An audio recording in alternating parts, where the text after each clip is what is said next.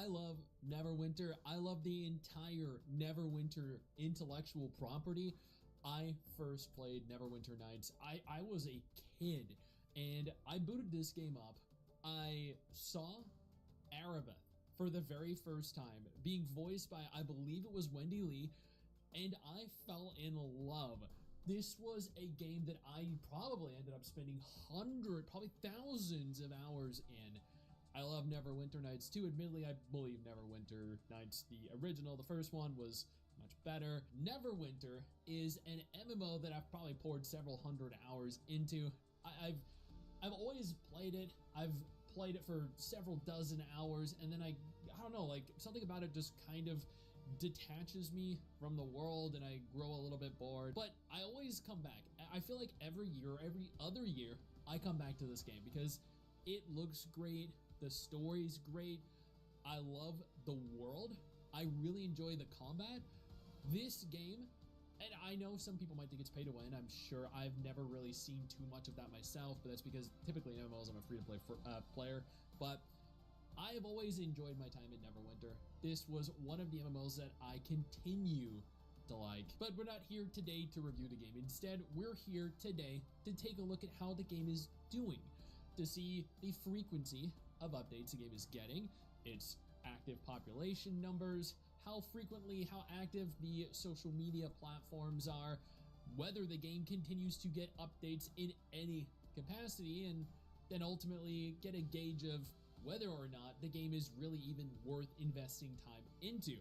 Because let's be honest, you don't want to play a dead game. We're going to go ahead here and start this off taking a look at the Steam numbers. Now, this game is also released onto, I believe, PC, Xbox One, PlayStation 4, so this is a cross-platform game. There are probably several times more active players on the official, or that play via the official launcher, that also play on console. It does look like there are roughly 1,000 people playing every single day, though, via Steam, so there are probably several thousand, maybe tens of thousands of people logging in and playing across all major platforms every single day. This is actually very, very good. Tens of thousands of people playing an MMO every month is a fantastic number that is far from being dead, unless, of course, there are like 20 servers and then only realistically like 200 to 500 players per server. Looking at their Twitter page, they do have 100,000 followers, very big number. They had made a post on January 2nd, January 1st, December 31st. So they are actually very active on their Twitter, which is really good. The Twitter posts do not get many views, so like 1,000, 2,000 views on average, maybe 10, 20 likes. So there isn't much user engagement on their, at the very least, Twitter page, especially when you factor in the 100,000 followers. But I'm assuming those are mostly just people that followed years ago and then just never unfollowed. Their Facebook page has 438,000 likes and 424,000 followers, so I'm expecting this to be a lot more active. Likes, this is a bot, 57,000 members total. There was much more active, I think, than the Facebook page or the Twitter page. So what I'm seeing from all of this is that there is a lot of community interaction and a lot of community engagement. The devs themselves also interact a lot with their community, which is really good to see in here. But let's take a look at their website, see the frequency of updates. Because if a game isn't getting the updates, then it's kind of dead. And if a game is dead, it's not worth playing. Before we go any further, I do want to take a moment here to thank all of my incredible patrons over on Patreon and my YouTube channel members who allow for me. So we do have patch notes. Okay, so let's go ahead and take a look at the patch notes. There are some patch notes that have been posted. This is good news because I was a little bit concerned here. I thought the website hadn't been updated in a year and a half. But here we go. We have, it looks as though there were 3 updates. I can't actually open these in a new tab. It won't let me. But there were 3 patch notes made in January 2024. It looks as though this added the campaign Light of Xarxis, Heroic Encounters, Wild Space, and Trial Defense of the Moon Dancer. They planned future events as well, made alterations to several classes. It's actually a pretty big update. Wow. Yeah, that is actually very large. I'm kind of surprised. Unfortunately, I do have to scroll all the way down here to see what other updates were released. Although let's just go ahead here and take a look at a couple. Let's just take a look at one from each month.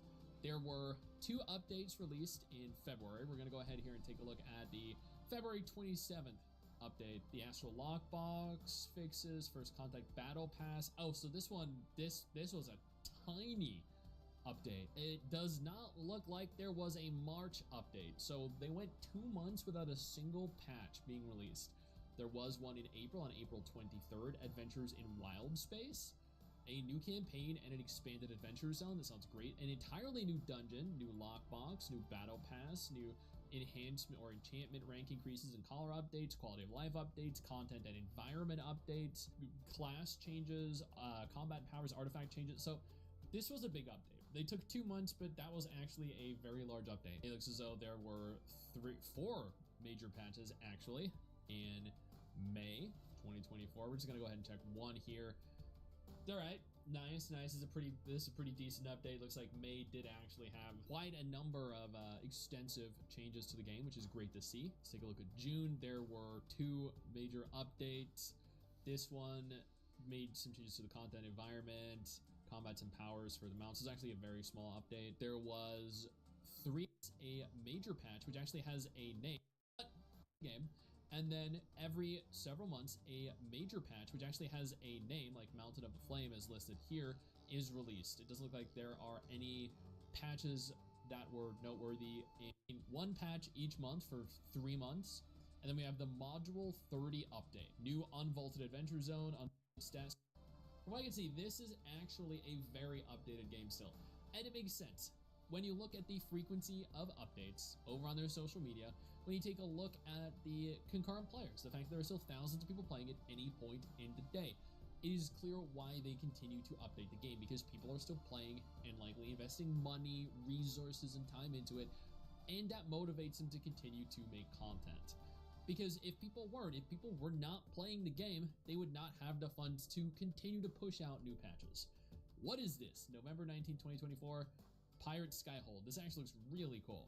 I didn't see this, but apparently it was also there for a November update that just didn't get listed here in the patch notes section. I don't see any of that. Unless of course that was the Module 30 up. No, it was not. Okay, I don't know. Either way, is Neverwinter worth playing based off of this? Yes.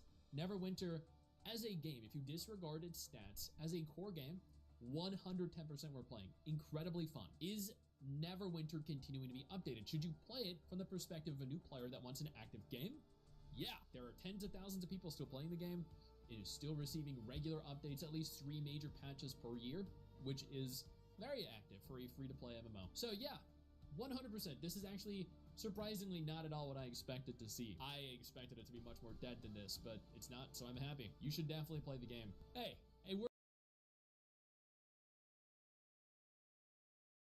I love Neverwinter. I love the entire Neverwinter each social. Combat powers artifact, really cool. I didn't.